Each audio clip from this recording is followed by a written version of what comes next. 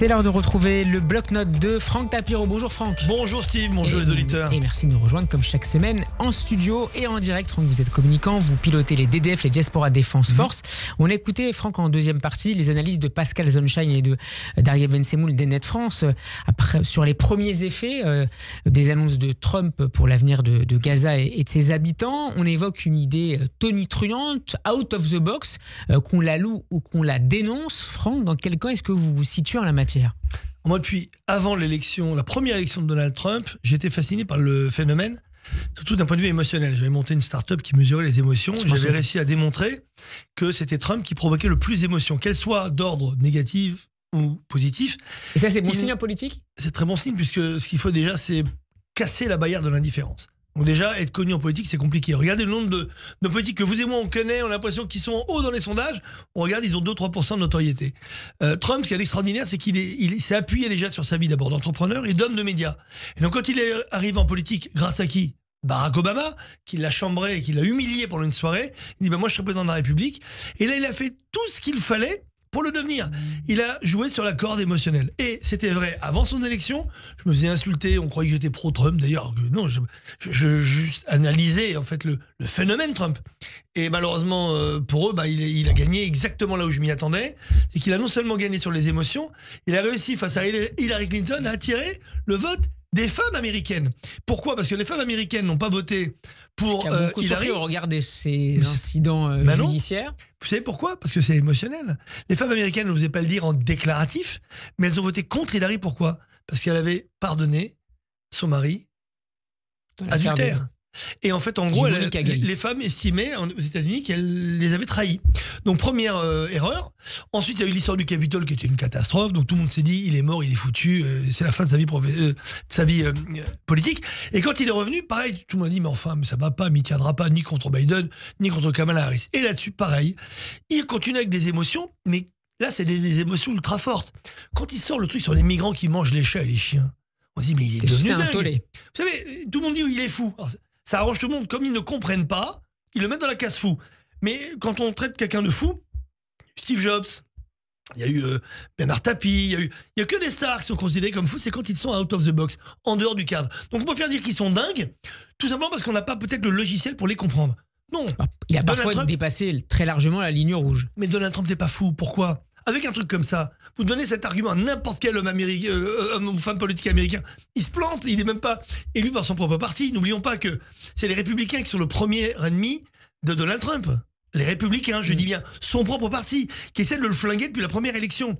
Ce mec, il passe tout, pourquoi ? Parce qu'il parle au cœur, et non pas à la tête, au cœur des Américains. Et donc là, il parle qui ? Lorsqu'il s'adresse à côté de Benjamin Netanyahou, il prend la parole depuis la Maison-Blanche pour parler de l'avenir de la bande de Gaza, pour parler de migration volontaire des Palestiniens de Gaza, pour évoquer aussi l'accord que finiraient par donner les Égyptiens et les Jordaniens, qu'ils contestent eux-mêmes. Il parle à qui ? Il parle au monde entier. C'est ça que les gens n'ont pas compris. D'abord, quand Trump parle, c'est pas Israël qui parle. Donc il y a plein de gens qui nous demandent à nous, juifs ou franco-israéliens ou français de confession juive étant plutôt pro-Israël, mais pourquoi on nous pose des questions ? C'est pas une proposition israélienne. Ben non, c'est Donald Trump qui est président des États-Unis, au cas où on l'aurait déjà oublié.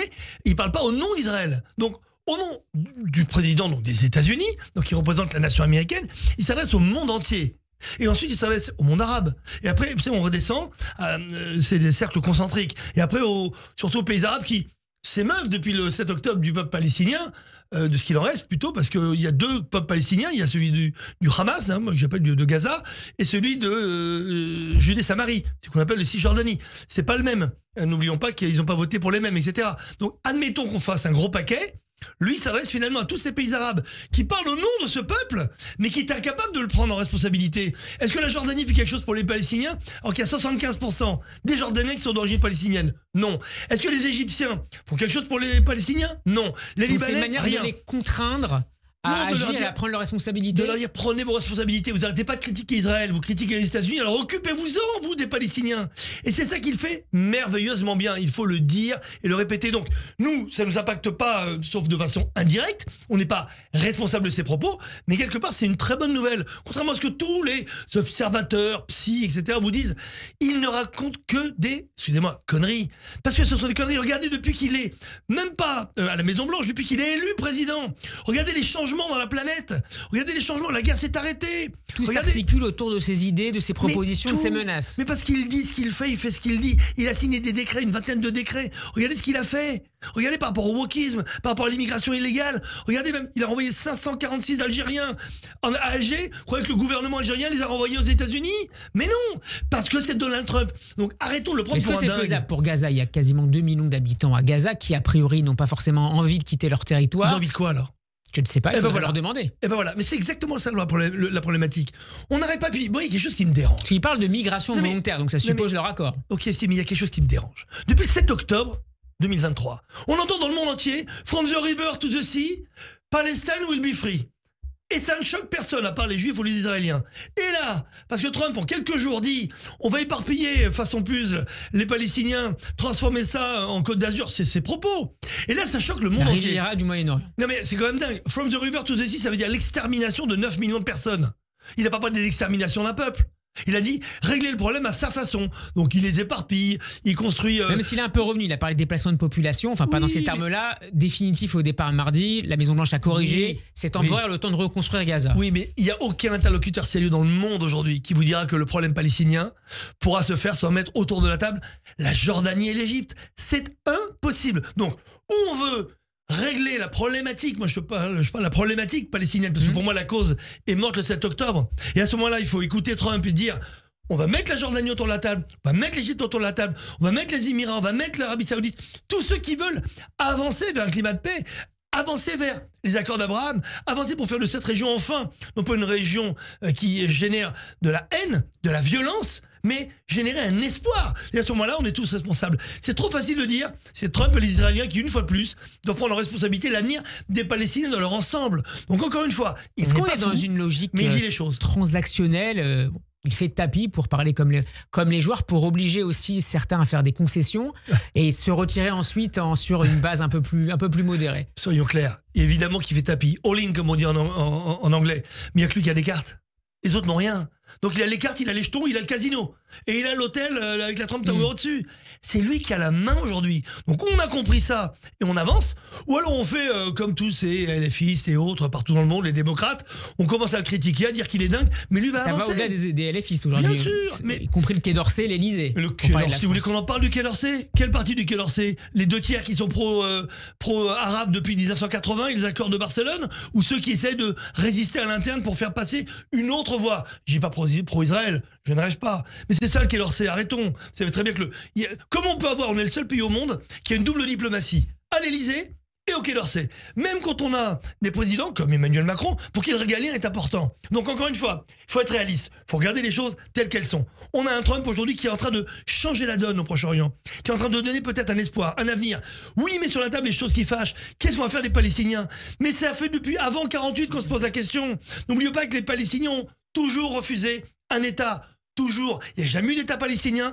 Ils ont toujours tout refusé. Pourquoi? Parce que quand ils se sont créés en 64, je dis bien en 1964, avec l'OLP, grâce au KGB, tout d'un coup, on a inventé la cause palestinienne. Il fallait remplacer Israël par la Palestine. Donc, que les gens retrouvent leur livre d'histoire et qu'ils regardent en face la réalité. Aujourd'hui, l'histoire se réécrit avec Trump.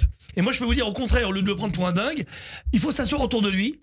Moi, si j'étais l'Égypte et la Jordanie, je serais très près de Trump, parce qu'un jour, vaut mieux qu'ils acceptent avec Trump une solution pensée ensemble plutôt qu'ils ne la subissent. Donc si on veut voir des pays à genoux, comme le seront l'Égypte et la Jordanie, s'ils doivent subir les accords que créeront Trump et tous les autres alliés, qui continuent comme ça. Franck, mais arrêtons de prendre Trump pour un fou, c'est pas vrai. Il nous reste 1 minute pour parler du PSG. Oh, mes meilleurs amis.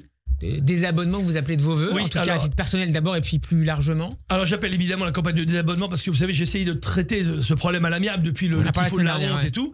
Et en fait ils m'ont envoyé un courrier de mise en demeure pour que non seulement je continue à payer mon abonnement, alors qu'ils l'ont rompu de fait cet abonnement, puisqu'ils ont laissé rentrer un message politique dans le stade, ils ont mis en danger la vie de certains supporters, en danger dans le stade. Donc ils veulent aller au fight, on va aller au fight avec eux, mais en attendant, je vais diffuser une vidéo dans très peu de temps avec un petit lien pour appeler toutes les personnes qui comme moi veulent se désabonner à l'amiable mais les forcer à nous rembourser du PSG.